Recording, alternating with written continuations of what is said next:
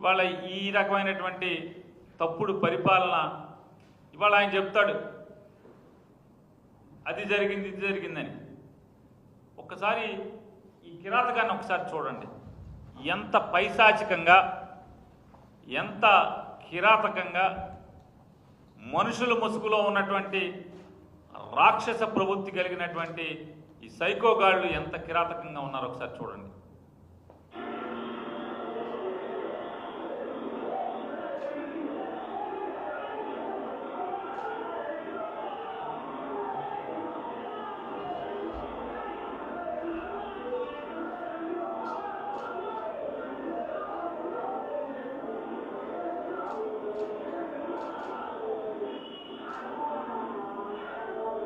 రప్ప రప్ప అంటే తప్పన్నోడు ఎవరు? వీడు ఎవడరా మీరు అందరూ? ఇదంతా ఎవర్రా మీరు?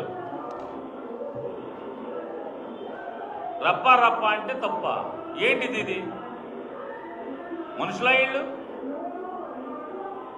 ఇది తప్పు కాదా? ఇది కళ్ళతో చూడగలరా ఎవరన్నా? ఈ కిరాతకాన్ని కళ్ళతో చూడటం అవుతుందా? ఇది తప్పు లేదా? ఇది చాలా మంచి పనా? సుపరిపాలన ఇది? ఇదేనా సుపరిపాలన అని అడుగుతున్నాను.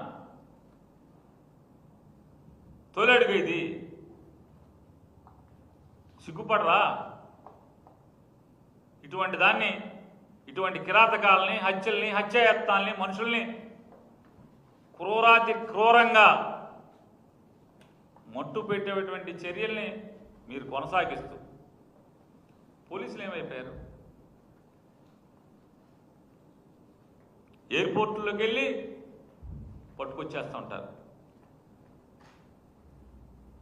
ఈ పోలీసులు అంటే వాళ్ళు అన్నటువంటి చాలామంది పోలీసులు అమ్మాయిలు కనపడలేదని తల్లిదండ్రులు వచ్చి మొత్తుకుంటే పట్టుకోరు. మా అమ్మాయిని వేధిస్తున్నాడు, ఆయన్ని కట్టడి చేయమంటే కట్టడి చేయరు. చంపేశాక వచ్చి శవ పంచనామా చేయడానికి మాత్రమే వస్తున్నారు. పవన్ కళ్యాణ్ చెప్పాడంటే మాత్రం పట్టేసుకుంటారంట. నాకు అర్థం కాదు, ఇదేం పోలీసింగ్ అంటే? రాష్ట్రంలో ఆడపిల్లలు కనపడకపోతే ఇద్దరినే పట్టుకున్నారు పోలీసులు ఇప్పుడు దాకా. ఆ ఇద్దరు కూడా పవన్ కళ్యాణ్ గారు చెప్పారని పట్టుకున్నారంట. ఇదేం పోయే కాలం అని అడుగుతున్నాను. అంటే పోలీసింగ్ పనిచేయరా? ఉద్యోగం చేయరా? పోనీ అందరం పవన్ కళ్యాణ్ దగ్గరికి వెళ్దాం, కనపడిన ఆడపిల్లలందరూ మా అమ్మాయి తప్పిపోయిందని చెప్తా కంటే అతనేమో షూటింగ్లో ఉంటాడు, ఇక్కడ ఉండడు, దొరకడు, చిక్కడు, దొరకడు. ఓ సినిమా తీయాలి ఇక. చిక్కడు, దొరకడు. చంద్రబాబుకి ఎప్పుడున్నా మాత్రం రాజకీయంగా ఆపద వస్తే మాత్రం పరిగెత్తుకొస్తారు. ఒక చెల్లి ఒక తమ్ముడు ఇద్దరు వచ్చేస్తారు ఎగేసుకుంటా. చంద్రబాబుకి ఏమైనా చికాకు వచ్చిందంటే రాజకీయంగా ఒక చెల్లి ఒక తమ్ముడు కలుగులోంచి బయటకు వస్తారు. మిగతా అప్పుడు ఏం చేస్తారో మనకు తెలియదు. ఇతనైతే మనకు అప్పుడప్పుడు కనపడతాయి ఫోటోలు గిటోలు, షూటింగ్ అని. షూటింగ్లు చేసుకుంటున్నాడు. ఇవాళ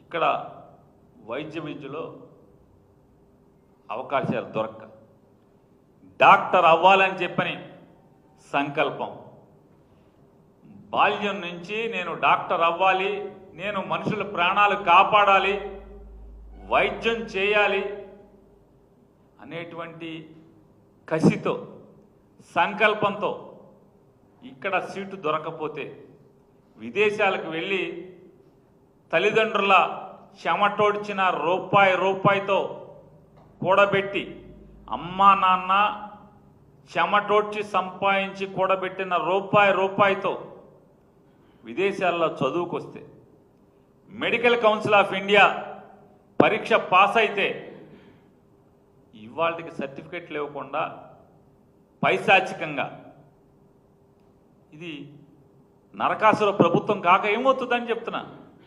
వైసీపీ వాళ్ళకి నరకాసుర ప్రభుత్వమే,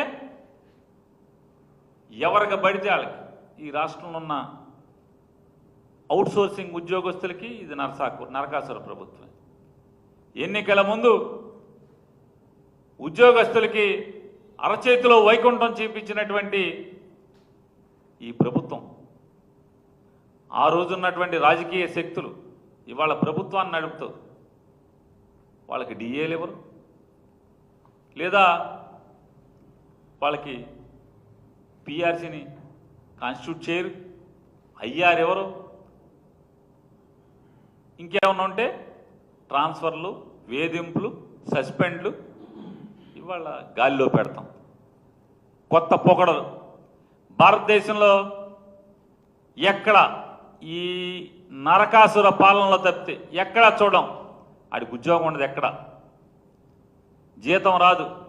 రోజు పొద్దున్నే డీజీపీ ఆఫీసులో కూడా కొంతమందిని వేశారు,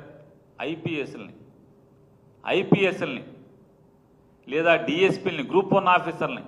రోజు పొద్దున్నే ఆఫీస్కి వెళ్ళి సంతకం పెట్టి వెయిటింగ్ రూమ్లో కూర్చోవాలి. ఏది విజిటర్స్ వస్తారు కదా, సందర్శకులు వస్తారు అర్జీలు ఇచ్చుకుంటాకి, కలవటాకి, బాధలు చెప్పుకుంటాకి, అక్కడ పొద్దున్న 9:45 నుంచి సాయంత్రం 5:30 వరకు అక్కడ కూర్చోవాలంట, కూర్చుని ఇంటికి వెళ్ళాలంట. ఇది గడిచిన సంవత్సర కాలంగా అనేక డిపార్ట్మెంట్లో జీతం లేకుండా, ఉద్యోగం లేకుండా ఐఏఎస్లు, ఐపీఎస్లు, గ్రూప్ 1 ఆఫీసర్లు అనేక మందిని ఈ రకంగా వేధించుకు తింటున్నటువంటి, వేధింపులు గురవుతున్న వారందరికీ కూడా ఇది నరకాసుర ప్రభుత్వం కాక ఇంకేమవుతుందని అడుగుతున్నాను. ఇవాళ ఈ రాష్ట్రంలో జరుగుతున్నటువంటి ఎర్ర బుక్కు పేరుతో జరుగుతున్నటువంటి ఎర్రి పరిపాలన నరకాసుర ప్రభుత్వం కాక ఏమవుతుందని నేను అడుగుతున్నాను.